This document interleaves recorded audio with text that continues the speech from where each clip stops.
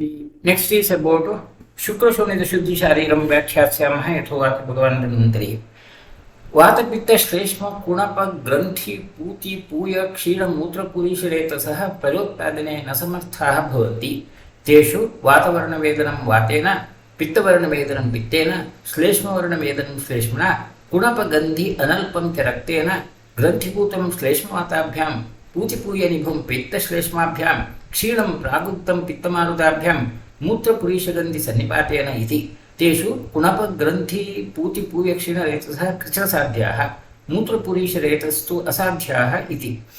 Now the next is about Garbha Avakranti, like how the fetus is produced, the fertilization process according to Ayurveda. Now before going to the fertilization, the possible complications produced due to abnormal semen, the semen as such. Now again there is a bit of issue of controversy, like whether Shukra is semen alone or something else. That's the question. Like now, semen is the visible form of the Shukra. Shukra is considered as a sarvadaihagata. So it's a dhatu which is supposed to be present throughout the body, and it is the expression, the physical expression of that is considered as a semen. Now, semen, defects of the semen could be analyzed in according to Ayurveda by either its smell or the other physical characters. The physical characters like whether there is a liquefaction or consolidation, like whether there is a coagulation or a liquefaction. See, coagulation is considered as one of the possible defects which can prevent the fertilization. That's a granthi rupa, that one. Then the others would be the smell and color appearance. Smell like puti puya, like decayed object, or mutrapurisharetasah, smell of urine, feces, etc. Such kind of smell also can result in the abnormalities, and these abnormalities could be attributed to the doshas. When there is a bluish or blackish color tendency, then Vatavarnam Vatena, Pittavarnam, when there is a yellowish color, that's due to the Pitta, and so on. So the relative dosha relationship with the defects are described as such. Among them, when there is a foul smelling, like kunapa granthi puji puya kshinareta, kunapa is a dead body like smell, or the pus like smell, or granthi when there is a coagulation, that's very difficult to manage. If there is a smell of mutra purisha retas, like either fecal smell or the urinary smell. Now urinary smell is not the real issue, a condition, but urine may be mixed with the semen. In case of retrograde ejaculation, they are considered as asadhya, incurable. In the present day situation, the semen analysis is somewhat more advanced, so it's not only the physical appearance. You go for the microscopic and other physical characters of the semen. Of course, semen is now whether semen is the shukra or the other way. You see, semen is produced by the Sertoli cells in the testicles, and it is stored in the seminal vesicle. But when there is a need for discharge, the discharge would occur only when there is a stimulus from the hypothalamus and the pituitary gland. These follicle stimulating hormone, of course, facilitates the growth, but the release of that would be when there is a stimulus from the hypothalamus. So possibly, when Shukra is referred to as a sarvadehika, are present throughout the body, it is about that the process of the stimulus which is represented, whereas the physical form of Shukra is what you can see, like the semen, which is or the sperms which are produced from the Sertoli cells, and then there is some more addition. It's not that the Sertoli cells alone are the production of the sperms. The sperms are produced from Sertoli cells, and then they would be staying in the seminal vesicles. The time taken for the production of the sperm, as per the current knowledge, now I am talking about the current knowledge, Ayurvedic point of view, the issue is somewhat different. For a food to become the Shukra Dhatu, it may take more time or it may take lesser time depending upon the physical quality. The payaha, the milk can produce Satya Shukra, whereas in the other conditions, when it goes from Rasa to Shukra, it takes more time. But from the current point of view, once the Sertoli cells they become active and then the sperms are produced, sperm may remain there in the Sertoli cells for about 64 days. Rather, for the maturation of the sperm in the Sertoli cells, it takes about 64 days around, that not necessarily 64 days, and it's under the control of the testosterone secretion.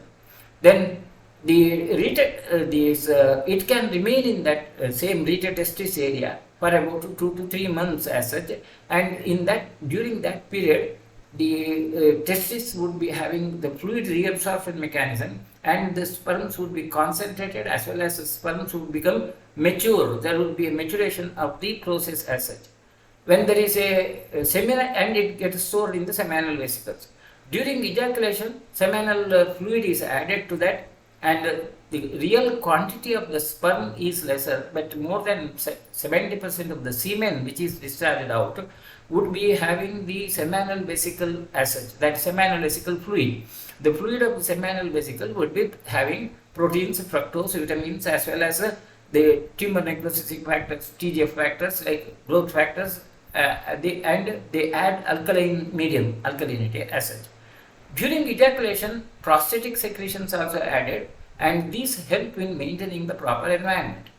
The total quantity of the fluid when semen is secreted on an average would be only 10% is the spermatozoa as well as epidermal fluid. The real issue, which real substance which produces the fertility, which has relationship with the fertility, is the semen and the cervical fluids as such, or epidermal fluid. That's only around 10%. Around 65 to 70% is the seminal vesicle fluid which is added on. Prostatic fluid constitutes around 25%, and about 1% is from the bulbourethral fluid which is added on. So the total semen which we see would be having the fluid which contains of different levels. Now, from our point of view, I would consider the semen and the sperms which are produced as the real Shukradhatu, which takes all that process of formation and then maturation. Whereas all the other fluid which is added on, it will be added to that original these basic sperm contents, and which is produced as or which is ejaculated as the semen. So of course we will not go into much of the controversy issue. It's not to justify what Sushra has said, it's just about the way you look at it, the difference of the way you look at it. Now the next is about the clinical examination. Now when we go for the semen analysis now, we of course, one of the criteria for the semen analysis of course is the color changes. The quantity of the semen is analyzed, is assessed, as well as the color and the appearance is assessed. In addition to that, the standard protocol for examination of the sperm now, by advised by the WHO laboratory manual, is about the volume of the sperm, the concentration of the sperm, and the total sperm count, the progressive motility of the sperm, which should be more than 32%, and the morphology, it should not be that abnormal sperm should not be more than 4%, and DNA fragmentation is considered as one of the other important issue for the parameters of the assessment of the sperm semen now, and it should be less than 30%, and having extra cells other than that of the non-sperm cells, usually lymphocytes, which should be less than 1 million. This is the universally accepted standard for a qualitative assessment of the semen. Of course, in the present day situation, when you refer a patient for the semen analysis in the laboratory, you will have many more parameters studied, and may not be, but may not be the exactly the issue which is suggested with the WHO. WHO in 2010 has given the guideline, and this is the standard guideline which is considered to be a basic method of analysis of the sperm. Along with that, the other criteria are the pH of the sperm has to be used, and liquefaction time. Another important is the liquefaction time. The sperm which is semen which is ejaculated out would have liquefying substances. So during the ejaculation, the consistency will be semi-solid, thick. Now after about 15 to 20 minutes, it should be liquefied, and liquefied medium only will facilitate the movement of the sperm. Otherwise, the movement of the sperm could be reduced, and it can be a cause for the infertility, and hence the liquefaction time, that Granthi Rupa, that's what Sushra has said, is suggested over that. And the motility is the other issue, where on an average it should be like there should be at least 30 at 37 degrees centigrade. There should be a good motility, at least there should be a motility of that something around 25 micrometers. It should move, the sperm should move by 25 micrometers per minute as such, and it's around 5 head lengths of the sperms as such. Then the issue of abnormal sperms. When you look at the semen under the microscope, the shape of the sperm is other criteria. Having abnormal sperms is the other issue. The typical abnormal sperms could be of different variety. The normal sperm would have a head and tail process, whereas any other abnormalities, they can affect the infertility of the human being. So this, and then the presence of abnormal cells like lymphocytes. That's how it is done. So the basic issue is assessment of the quality of the sperm in Sushrutar's period was mainly by the morphological appearance and the smell, the physical characters. Now you have some more parameters, and these parameters, of course, they are very relevant. I don't say that there is not much of a huge issue. I am not saying that whatever Sushruta has said is complete, not the way. Within the facilities available during that period, the examination was done methodically. Now you have some more standard methods, and it's better to adopt the current methods whenever there is a need as such. Then the issue is about the artha, the other part, the female component. For the fertility, you have the two, Purusha and Prakriti. The Purusha is the component of the sperm, and the Prakriti is the component of the females.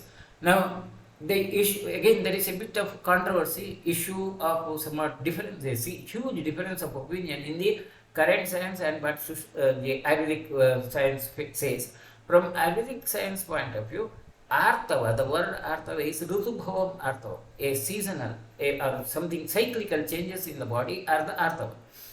So it's in general, the word Artava suggests about the flow of blood, menstrual flow of the blood. So Artava word suggests both a cyclical changes which occur in the body as well as the flow of the blood, the visible form of the blood. Now again, there the issue is the same, like the cyclical changes which are occurring in the body are not directly visible. Of course, with all the technology you can make out, whereas the visible result of that cyclical change is the blood-like content which is seen, the menstrual flow as such is the one.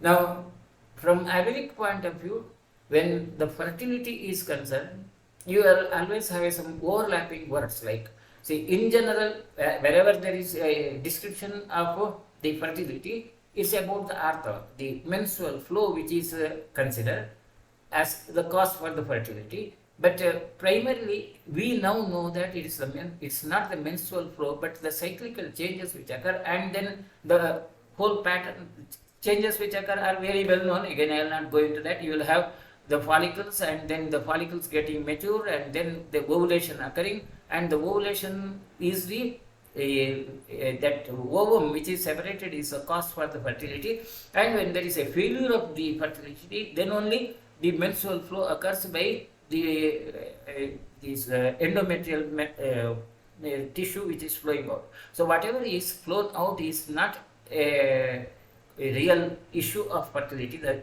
factor which produces the fertility is produced from the ovaries, whereas whatever is flown out is from the uterine mucosa, which is creating an environment for the fertility. And when there is no fertilization occurring, then this environment is denuded. That's the present view at the menstrual cycle changes, whereas Ayurvedic point of view, the view is something different from that, and this kind of difference of perception is that, again, I will not go into justification or so on, but that difference has to be considered.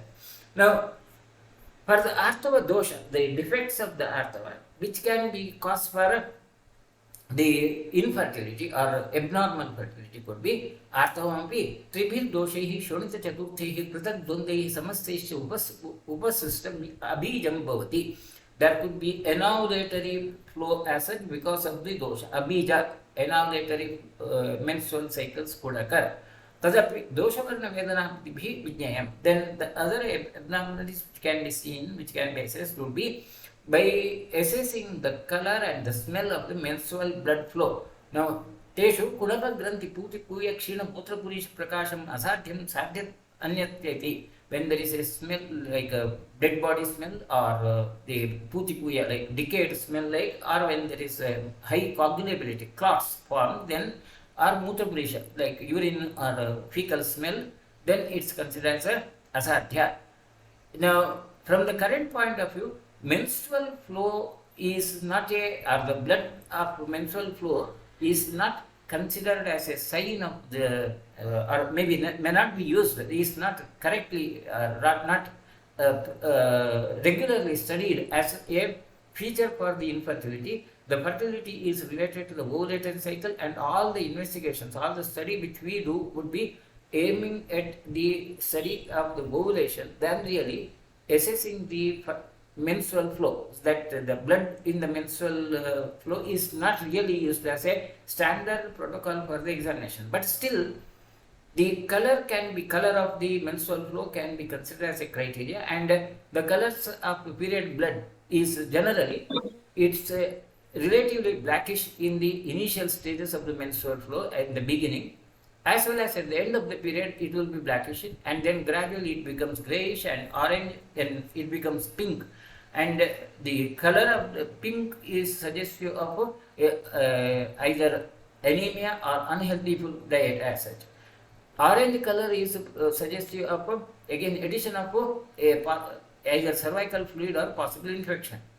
A fresh blood and a steady flow is the usual color. That bright red is usually in the middle of the menstrual cycle. Then again it becomes gradually brown or reddish. This is how the color changes are recorded, and on an average the quantity of the blood flow during the menstrual cycle is around 60 ml. Of course, it may slightly vary from person to person, but this color protocol is not generally used as a criteria for the study. Of course, when there is a frank blood or some smell, of course, is considered to be a sign. Otherwise, most of our investigations or examinations are related to the ovulatory cycles and ovulation as such.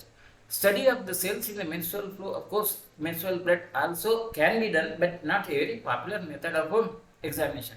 If there are malignant cells in the menstrual flow, that can be a sign for malignancies of the uterus, but that's not considered as a standard protocol in the clinical pattern as such.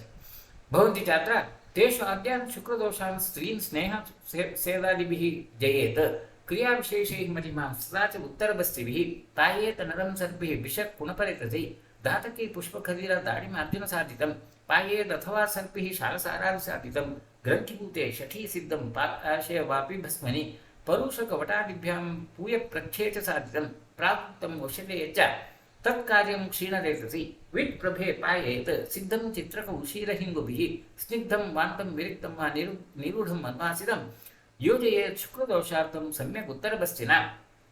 For the shukra doshas, the remedies are mentioned by Sushruta, and these are to be done with the sneha, sweda and uttarabasti. These are the standard protocols which could be used for the abnormalities of the semen, and the specific would be when there is a kunapa, that's foul smelling, the dead body like smell. In such conditions, sarpi ghrita prepared out of dataki pushpa khadira etc.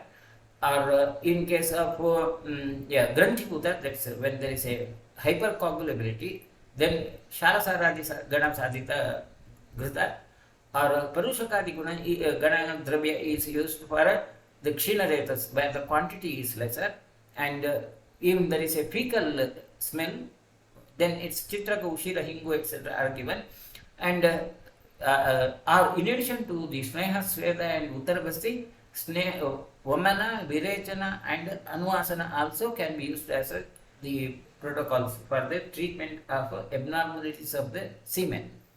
Spatikabam dravam snigdam madhuram madhugandita shukram icchanti kechittu tailakshamdram tata.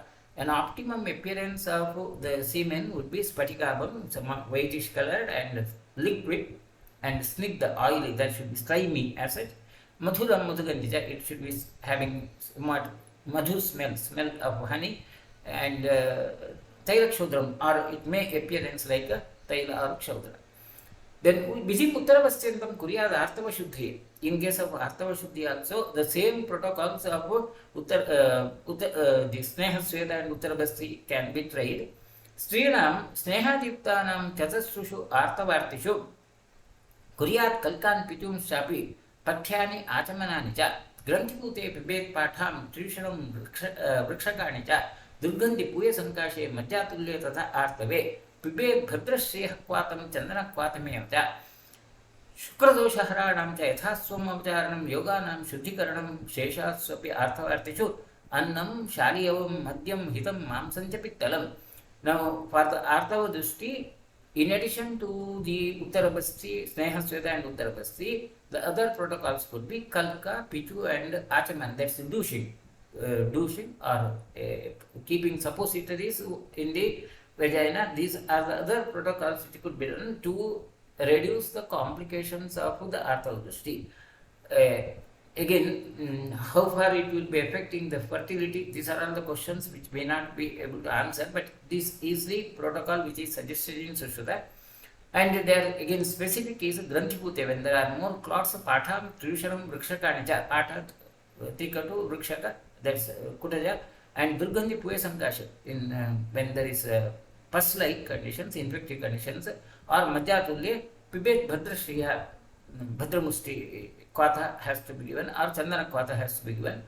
Shukradosharanam Chetha Somavcharanam. The same protocols which are used in Shukradosha can also be used in Arthavadashti. Shashasra Pratimam Yatto Yadva Lakshara Saubam Tadartavam Prashamsansi Yadvaso Nabiranjayat. The optimum quality of the menstrual blood is considered to be it's a fresh colored blood like the blood of rabbits, and or laksharasa, it has appearance and it doesn't discolor the cloth. So there will not be a permanent discoloration of the cloth when it is dipped in. That's the test acid. Comparison of the menstrual blood and the regular blood as such is of course it's well known, like the content of the menstrual blood would be having cervical mucosa and vaginal secretions, whereas does in the normal blood you don't have this, is the additional extra. And the oxygenation, the oxygen concentration of the menstrual blood flow is not high, it's much lesser than the body's blood, but no standard as such. When there is a lesser oxygen content, then it will be blackish or bluish color. When there is more oxygen content, then it will be bright red color. And that oxygenation also is related to the rate of flow. When there is a increased rate of flow, the oxygenation will be more. When the rate of flow is lesser, the oxygen concentration is lesser. Then hemoglobin concentration is usually lesser than that of the body's blood, the as such, and RBC and WBC's number also is lesser in a menstrual blood as such, and cell depth, of course, color is darker than the normal blood as such, and coagulation, it doesn't contain many coagulation factors, and hence the clotting generally doesn't occur. Having clotting in case of a menstrual blood is suggestive of again increased quantity. When the quantity is more, then there would be coagulation substances as such. Otherwise, the coagulability of the blood is very low. In menstrual blood is very low. Then protein content also is lesser. That's about the basic differences as such. Now, the तदेव अतिप्रसंगेन प्रवृत्तम् अनुतावपि असृग्धरं विचार्येत अतो अन्यत्र रक्तलक्षणं असृग्धरो भवेत् सर्वः साङ्गमर्धः सवेदनः तस्य अतिवृत्तौ दौर्बल्यं भ्रमो मूर्छा तमस्त्रिषा दाहः प्रलापः पाण्डुत्वं तन्द्रः रोगाश्चपातजाः तरुण्याः हितसेविन्याः तम अल्पोपद्रवं भिषक रक्तपित्तविधानेन यथावत् समुपाचरेत. In addition to those abnormalities of the smell and the color which it could be produced, which now we consider as sign of infective pathologies, or maybe the increased flow as such. One of the other conditions which is mentioned in Sushruta is asrugdara, where the quantity is either more or when the flow occurs in without the cyclical pattern, missing that or crossing that cyclical pattern, when it's not expected during cycle, during that period, if there is a flow, menstrual flow, that's also considered as asrugdara.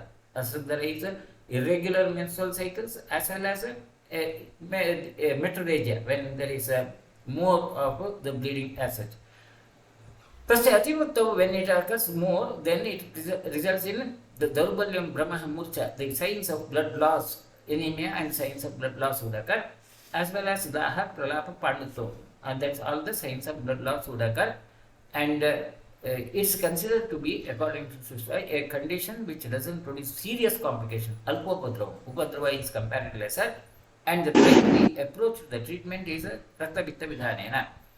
Now, for menorrhagia, that's when the quantity of the blood flow is irregular or it's more, the causes could be organic causes. We can classify them into huge number of causes can produce that. And for the sake of being brief, I would say, like when a patient comes to you with the increased blood flow, menstrual blood flow, the causes could be organic causes like infection or DUB like conditions, dysfunctional uterine bleeding, or endocrine causes like hypothyroidism or hyperthyroidism or steroidism, hypersteroidism, or so on. Anatomic causes abnormalities of the uterus like fibroids, polyps, etc. Now, when I am not suggesting complete list as such. It's not possible to give a complete list because the causes which can produce the menorrhagia are quite huge. So I am just giving a brief outline, and there could be another common cause could be drugs. Patients who are on many drugs, particularly these days, this has become a passion, like consuming too many medicines or anything like, and particularly these contraceptive drugs which are used irrationally, or use of intrauterine devices. Then systemic bleeding disorders. These are the major issues which you have to consider when a patient comes to you with menorrhagia. दोषैः आवतमार्गत्वात् आर्तवं नश्यति स्त्रियः तत्र मत्स्य कुलत्थ तिलमाशसुराहिताः पाने मूत्रम् उदश्विच्य दधि शुक्रं च भोजने क्षीणं प्रागीरितं रक्तं सलक्षणचिकित्सितं तथाप्यत्र विधातव्यं विधानं नश्यरक्तवत् एवम् अदुष्टशुक्रः शुद्धार्थवा च. Another possible complication would be amenorrhea, that where the patient may not have a menstrual bleeding yet or scanty menstrual flow, and the scanty menstrual flow according to Sushla is due to Avtamargatvat, because the passages of the blood are blocked, or the total process of the cyclical changes in the body do not occur properly. Now, of course, from the current point of view, whenever a patient comes with a reduced blood flow or maybe scanty blood flow, the causes could be many. You will have to analyze all the causes. Again, go into all of that would be practically not possible in this session. But from the real clinical issue, majority of the patients whom you see, particularly in the younger age, are due to polycystic ovarian disorder, where the ovarian follicles, they tend to persist without the maturation as that's one of the major causes. Of course, you will have plenty of other causes, and maybe we may discuss that part whenever we go into the chikitsa later on, but to go into that part now in this issue would be quite impractical, so I'll leave it as such. But Sushra has suggested in such conditions you may have the dietary restrictions, dadhi shuktam te bhojane, and with that you can manage those patients as such, and you have to manage the patients as a bleeding conditions. As you treat a patient of blood loss, the patients of adushtata, or where there is the scanty menstruation, they need to be treated. So the important difference are, the perceptual differences are, from Sushru's point of view, menstrual flow itself is considered as a criteria to assess the fertility of the woman, whereas now you have a better models, rather more advanced models, to use the word better or not, again I will not go into that controversy, but you have more advanced models, more accurate models to study the fertility and the impairment of the fertility, and many times it looks like simply to depend upon the menstrual flow and quantity alone to decide about the fertility abnormalities. Now, all the target is about the fertility abnormalities. I am not talking about the other gynecological disorders. Gynecological disorders are not the issue in this chapter, that we will be discussing later on. So, from the fertility point of view, simply depending upon the criteria of assessing the menstrual blood flow is not practicable in the current situation. We need to adapt to the current situation, and I will not go into much details about that. Now, the next is about the course of fertilization, that for the fertilization to occur, conception to occur, the preparation for the conception and how the conception would occur. Like Ritau Prasama Divasat Prabhuti Brahmacharini Diva Swapna Anjana Ashrupata Snana Anulepana Abhyangana Nakachedana Dhavana Hasana Kathanati Shabda Shravana Alekana Nirayana and Parihareta. From the Ritusrava onwards, from the bleeding period, once the menstruation occurs, from that day onwards, the person who is preparing for the conception, for the preparation of the conception, the female partner should take care of her physical characters and physical hygiene. That is the important issue, and she has to maintain the cleanliness and avoid any possible trauma to the body, and the stress also has to be avoided. And the stress could be, Sushil has given some very simple issues which can produce some minimal stress, like anything which can produce a weeping, Ashrupata, Snana Anulepana, etc. Even taking bath also is suggested to be avoided, because Snana also can produce some sort of physical stress. Maybe looking to these excess. And the other very specific would be why they should be avoided are Divasukantyaha Swapashilaha. This is again controversial issue.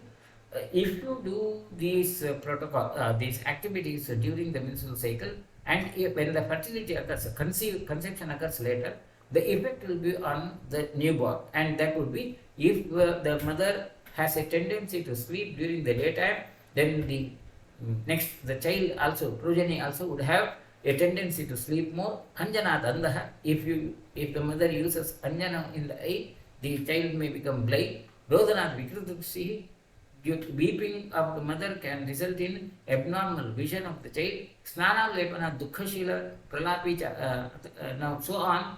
This, because of the snana and using that bath and the application of the cosmetics can result in dukkhashila, personality which is having attendant morose personalities.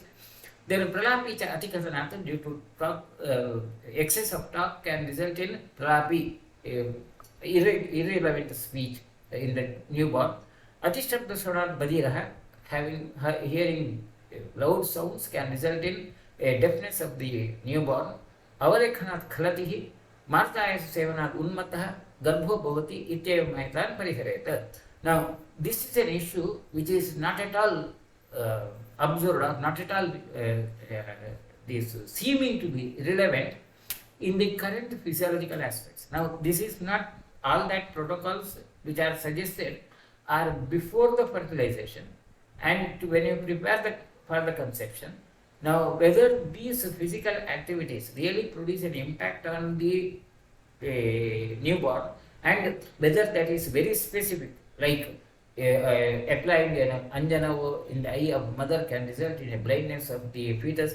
This is not at all studied, and within the range of the physiological knowledge which we have, it doesn't look like true. Now, I am not saying denying these facts. What I am saying is a present physiology point of view and present knowledge. These may not be, these cannot be substantiated. These facts cannot be substantiated. That's all the point. Then Darbha Samsara Shayinim Karatala Sharava Parna Anyatama Bhojinim Havishyam Trehamcha Bhartuhu Samraksheta. She has to lie down on a Darbha mat of Darbha, and she has to eat directly from the hands or sharava or leaves. No other vessels are used as such, and for 3 days she has to be kept away from the physical contact. Tatra Shuddhasnatam Chaturthahani, and after 3 days, on the 4th day, she has to take bath. And Samalankratam, she has to have all that cosmetic decorations and the makeup. And Kritamangala Sustivataram Bhartaram Darshayat, she has to look at the male partner.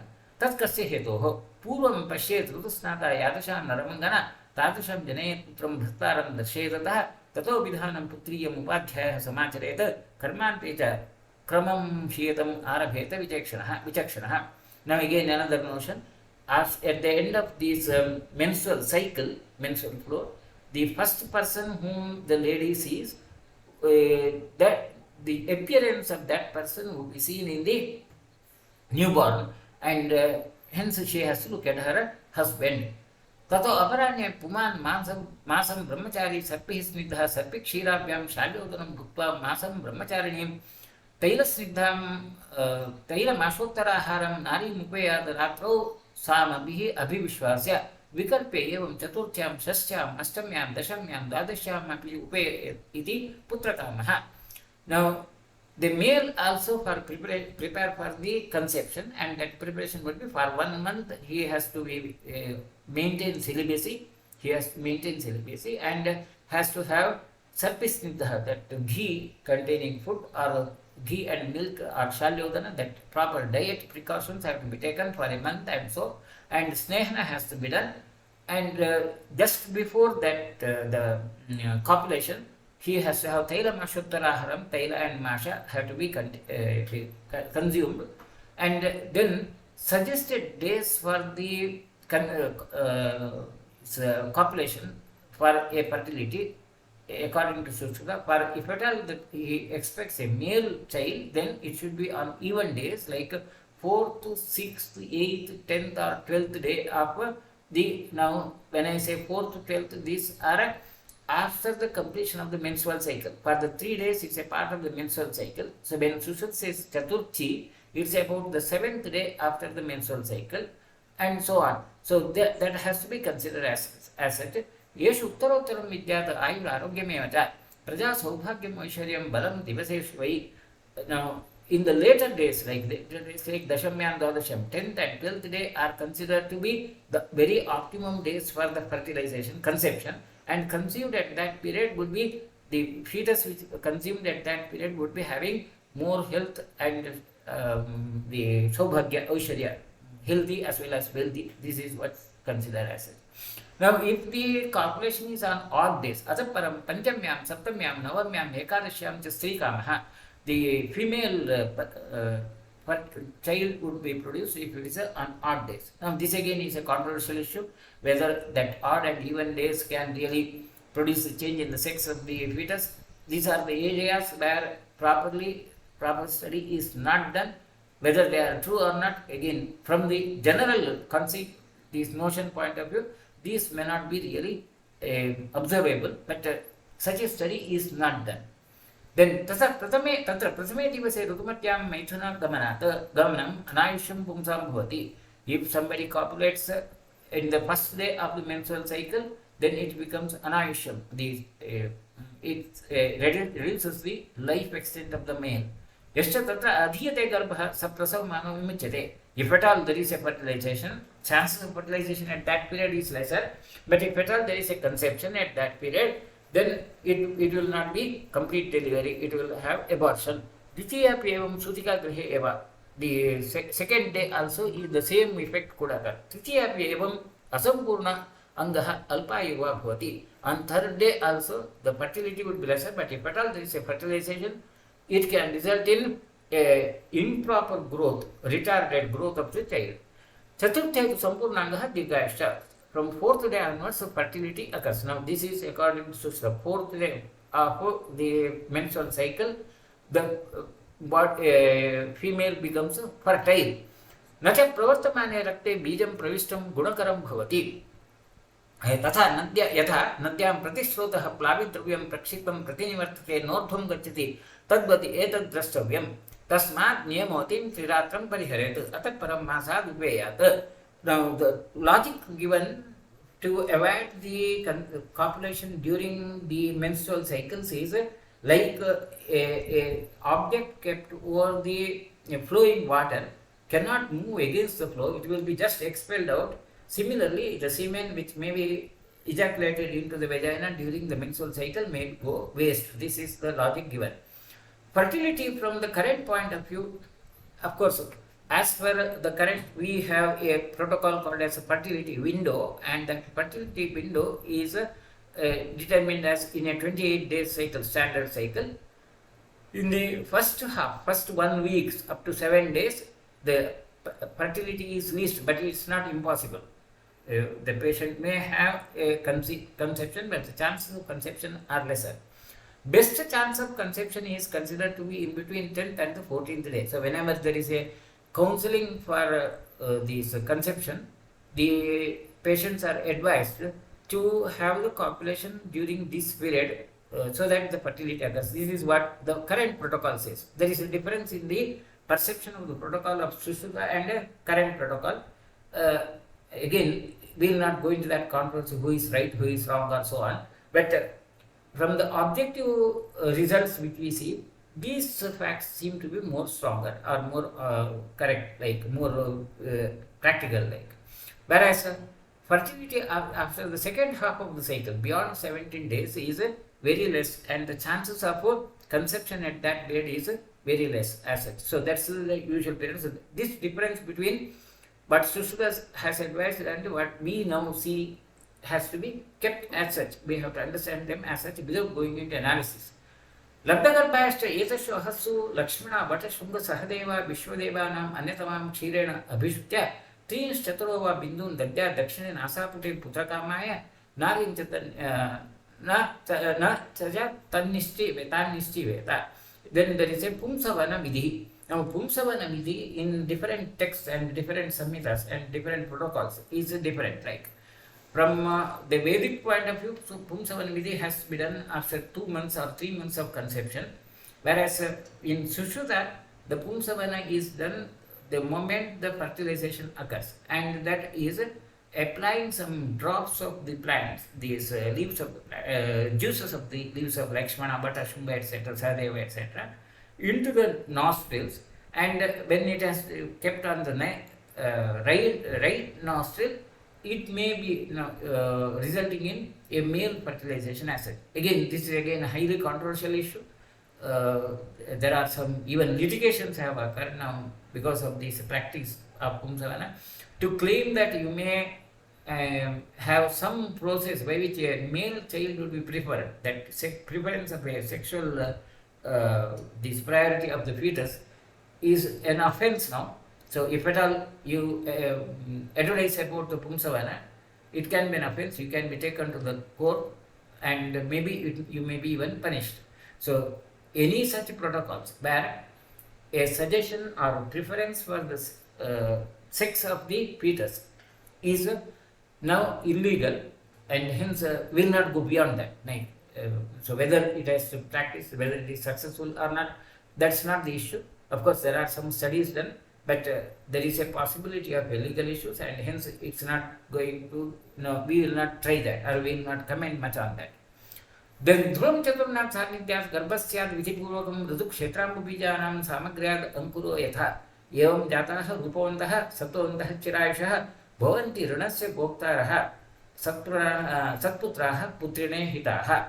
Now, a proper Ritu Kshetra Ambubija, the time of the fertilization, and proper female body component and male component as such, then it can, all that can result in a healthy fetus as such, and it's compared to like the field rain and then the seeds and soil in a case of agriculture. A very common example which is given as such. तत्र तेजोधातुः वर्णानां प्रभावः स यदा गर्भोत्पत्तौ अब्धातुप्रायो भवति तदा गर्भं गौरवं करोति.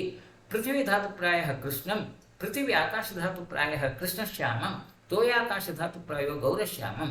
यादृग्वर्णम् आहारम् उपसेवेते गर्भिणी तदृग्वर्णप्रसवः भवति इत्येके भाषन्ते. तत्र दृष्टिभागम् अप्रतिपन्नं तेजो जात्यन्तं करोति. तदेव रक्तानुगतं रक्ताक्षं, पित्तानुगतं पिङ्गाक्षं, श्लेष्मानुगतं शुक्लाक्षं, वातानुगतं विकृताक्षं इति.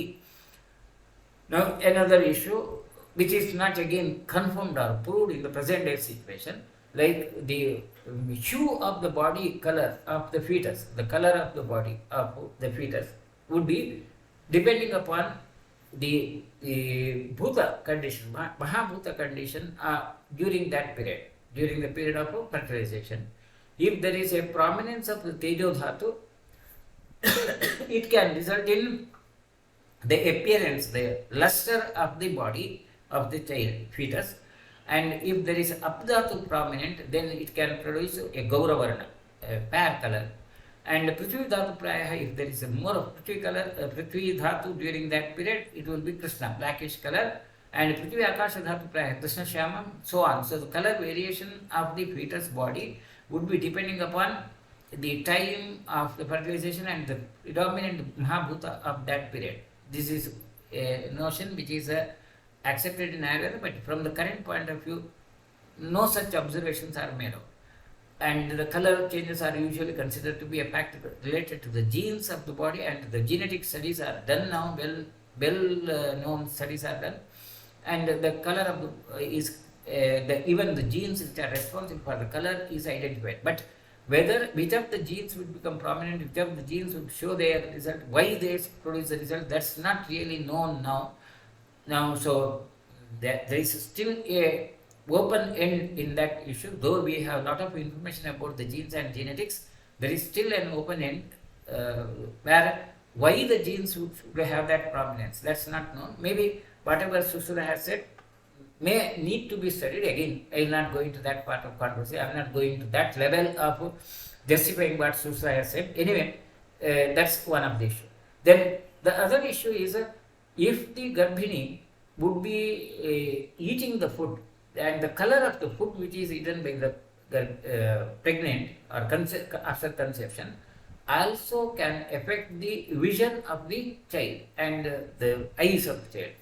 Those who eat Drishtibhaga Pratipanna, if the mother eats something which can affect the vision of a person, can result in the Jatyandam, born blind.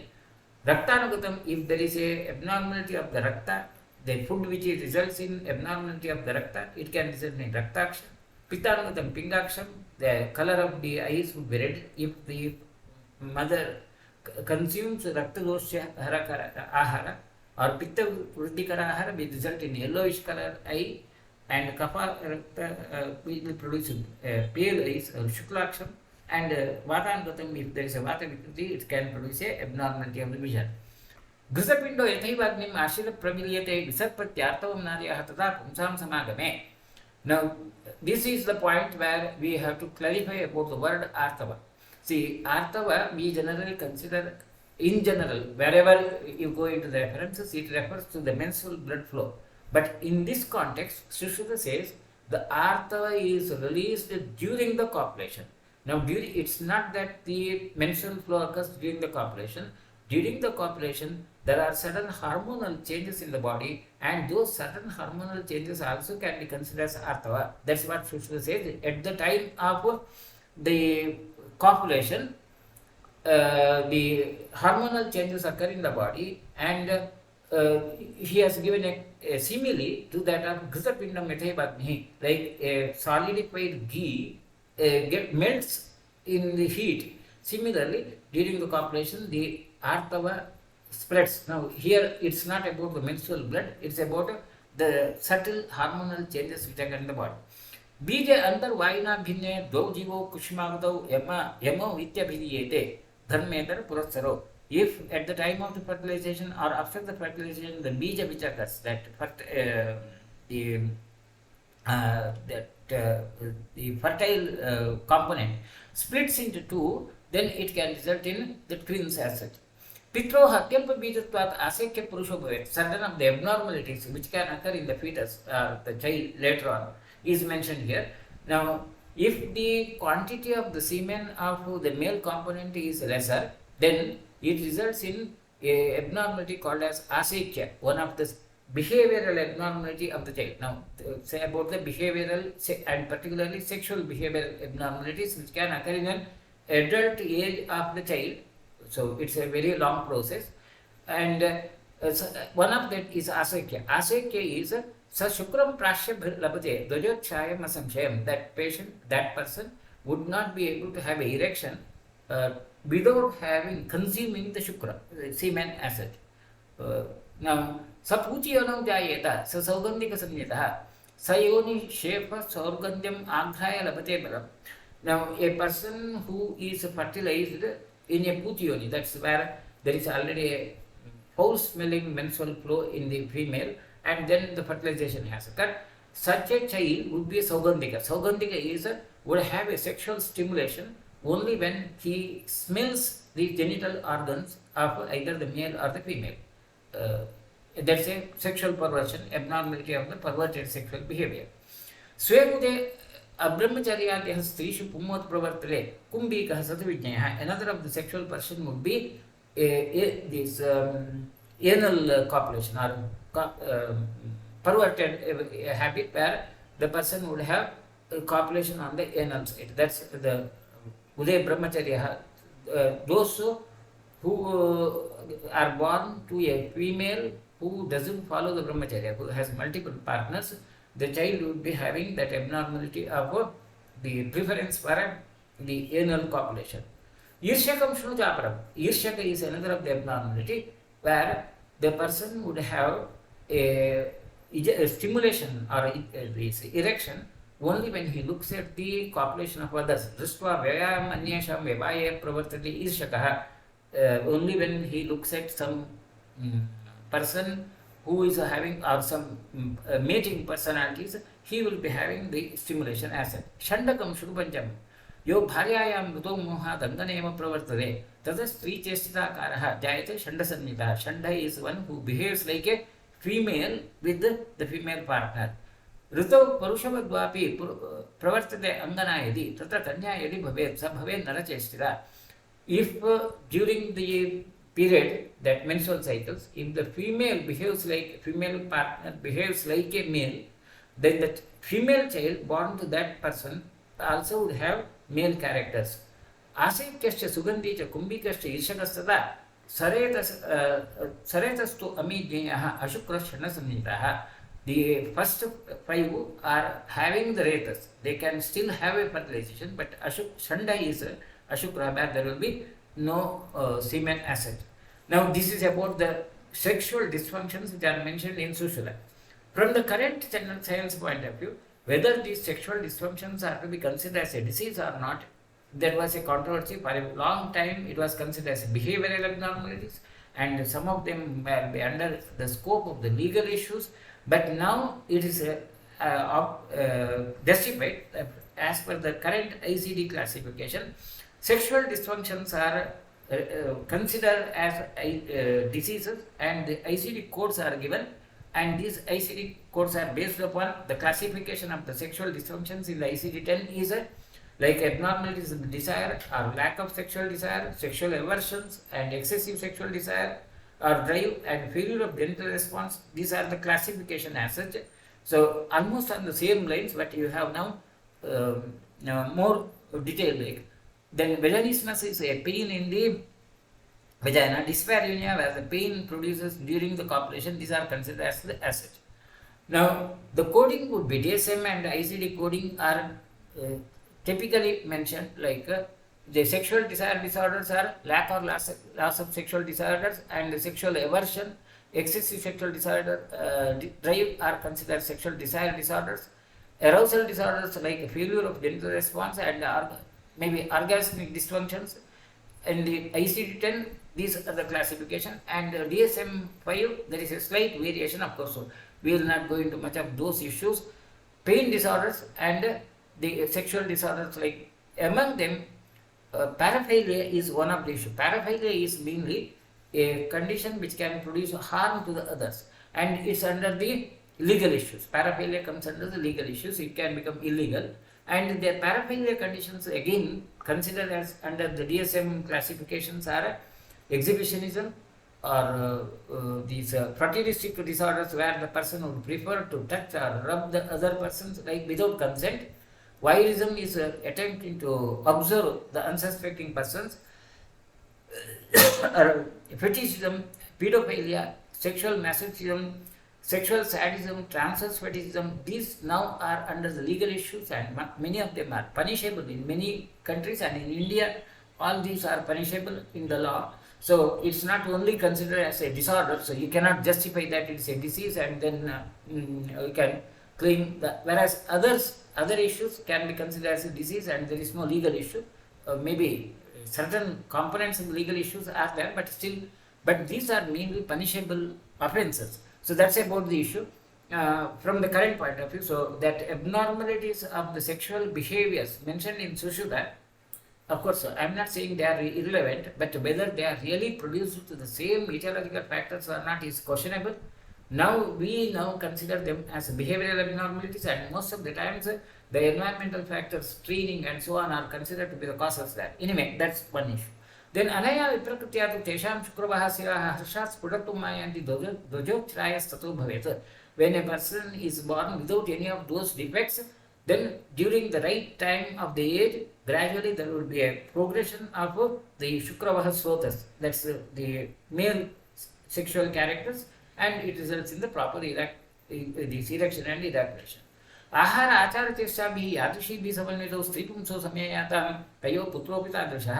The food and the behavioral aspects of the mother and the father would be affecting the child. This is absolutely true. Now it's well known, confirmed, like more than the genetic factors, the epigenetic factors would be affecting the personality of the child. The personality of the child is characterized by epigenetic and genetic factors. Genetic factors where the genes would produce the characters. Epigenetic factors involve all the other issues like environment and so on. Now the other issues, यदा नार्योपेयतां ऋषत्स्यन्तौ कथञ्चन मुञ्चत शुक्रम् अन्योन्यम् अनस्ति तत्र जायते. If two females are same sex they tend to have together, then it can result in a situation where there may not be a real fertilization, but there could be a mass produce. और ऋतुस्नात यानारी स्वप्ने मैथुनम् आवहेत् आर्तं वायुरागाय कुक्षौ गर्भं करोति मासि मासि विवर्धेत गर्भिण्याः गर्भलक्षणं खललं जायते तस्याः वर्जितं पैतृकै गुणैः.